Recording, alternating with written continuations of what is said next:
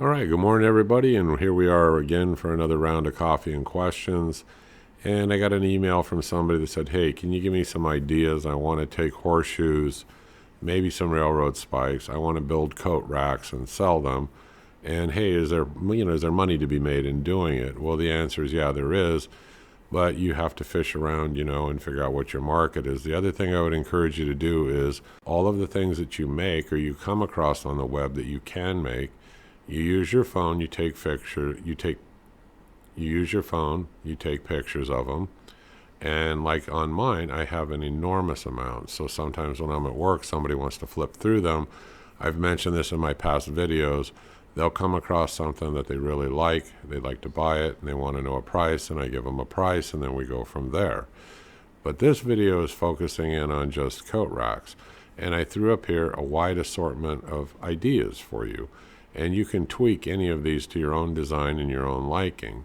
An example is the moose head one right here where my picture is. I made one of these and I attached it to the side of my welding cart, and it works great for draping all of my cables and stuff on it.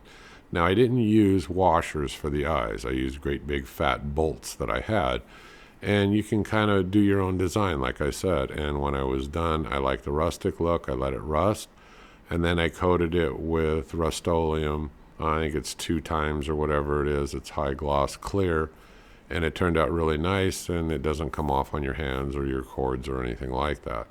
Now, the one up above that is a nice coat rack where I take a wire wheel on my bench grinder and I clean up all of my horseshoes really, really well, and I wipe them down with acetone, and I do the welding and I do the grinding, and I grind my welds and I make everything look decent like in the picture above. And actually that's the point where I wipe it down with acetone real good. Now, out at Ace Hardware, Home Depot, and a lot of these, they sell textured paints in like bronze and silver and all different kinds of colors. So I can paint these like a lot of different colors, and people really like that if that's what they want. Or I can leave them this shiny silver, or I can let them rust out, or you can do different things. But usually when I'm done with them, I always shoot them with either a semi-gloss, a gloss for protection, one or the other. Now take a look at the rest of these photos and you'll see there's railroad spikes. And somebody said, "Well, where do you buy railroad spikes? Where do you buy horseshoes?" Contact me. I will give you a good deal on horseshoes, better than you're going to get on eBay. The railroad spikes, you're going to have to just get them off eBay. They're not that expensive. But you could take a look around. You can make little animals like the owl. You can make coat racks. You can mount them on wood. Pine wood out at the big box stores is not that expensive. You can sand it really good. Go back through my videos and I show you how I go through a sanding process. And on some things I use dyes, on some things I use stains. Minwax makes a big variety of stains for you to choose from, and you can use those. And that's the way when I first started making these and selling them, I used Minwax. I think it comes in a quart size usually, and I got them in different colors, provincial, and I packed about 3 or 4 different colors, and I started using those, and I let it dry 24 hours minimum. And then I go ahead and I put my gloss coat on there, whether it's semi-gloss or whatever it is. I have videos showing you how to go through the staining. I show you how to go through, distressing the wood. Just flip back, in through my videos, and you're going to find them. But these right here are to give you an idea on, how you can go out in your shop. You can play around. Horseshoes are very easy. You don't have to do a whole lot of bending and stuff. And with a 4.5-inch angle grinder and a cutoff wheel, you can just cut them dead center. That creates this hook portion that you see for the coat rack, and then you just weld them on. Now, if you want to make the moose head, you just lay it out on your welding table or a bench, and you position everything the way that you want it. Just the horseshoes, you weld those first, then you weld the hooks in, and then you weld the eyes. And like I said, it works really good for draping cords or hanging stuff from. The same thing with the owl. I have not made the owl. I just put that on here off of the web. I thought it was kind of a neat thing. And I know kids that I run into of people that I work with say, "Hey, can you make me one?" So I've got 2 of these coming up that I'm going to make, and they're not hard, and I won't sell them for a lot of money because it's going to coworkers, children, what the heck, no big deal. But now these other ones, you can make. You can mount them on wood, and if you prefer not to mount them on wood, you can make them. And by drilling holes in them, and then, you can use a countersink bit. If you want your screws to run flush, you can just then mount it right on up to the wall. Now, if you don't want to countersink them, you don't have to. You can drill holes, and it just makes, sticking them into, like, let's say your garage with drywall screws real fast and real easy. So all of these are really easy to do. It's not hard. It's basic tools. You could use a hand drill with a wire wheel. You can use a bench grinder that's got a wire wheel on it. You can use a 4.5-inch angle grinder. It's got flap discs for sanding. I usually use like 60 grit or 80 grit. And, you knock down your welds a little bit. You clean them up. Wipe them down with acetone. I keep saying that, but people forget to do that, and then they wonder why the paint doesn't stick correctly or why their projects kind of look crappy. Wipe them down with acetone and look at them. You can hit them by hand with sanding paper and then decide on the kind of finish that you want.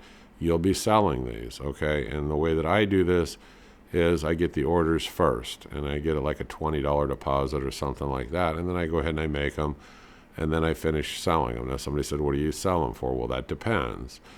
Some of these, like they got like 5 or 6 on there, I sell $35, $40. If you want to mount it on wood, it's still about $40. I mean, it's not a big deal for me to get the pine sanded a little bit more. I have a random orbital sander.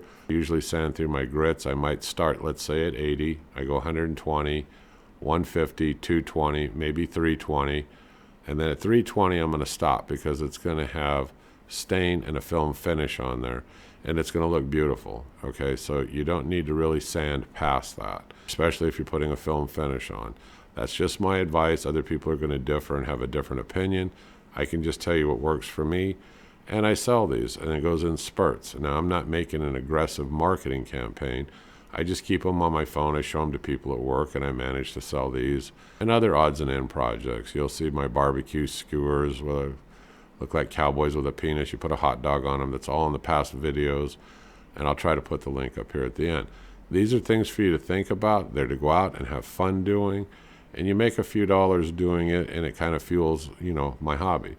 So I'm not doing this to make a living. I got a normal job like everybody else. I said, but this actually gives me extra money to where I buy tools and I buy more sanding paper, more gas for my MIG welder or what have you. So anyway, that's a brief description, and I've given you plenty up here to think about. And here I'm just adding in photos so you can see what you can do with railroad ties if you buy railroad ties. You can combine them with the horseshoes, or you can heat them up, bend them in your vise, drill holes through them, attach them to wood, or like I said, you can weld them to horseshoes. So you could do a variety of things with either just horseshoes, just railroad spikes, or a combination of the two, and you can create your own designs. So again, this is to give you ideas, but I like making these for hanging things on, whether it's positioning them closer together, and I can just set my 4.5-inch angle grinder up on a couple of these hooks at the end of the day, or extension cords, or my MIG welding hoses, or my MIG welding cords, anything like that. I prefer to make them myself. It gives you a chance to fabricate things, get good at welding, play around with your own designs, use a tape measure, make it your own dimensions, add to it, subtract from it. Do whatever you want. Give me your thoughts below, drop me a comment. These are also fun projects to get out there with your kids and do and get them used to using hand tools, and I keep encouraging more kids to try to get involved in this with, their dad or whoever. Or just drop me a note and I'll try to provide you more information if I missed something. I'm the Home Handyman. I hope you folks enjoyed the video. I hope you click subscribe, keep following me, and I'll keep throwing up these little quick tips and things for you to think about doing for projects. You folks have a good day. I'll see you on the next video. Bye-bye.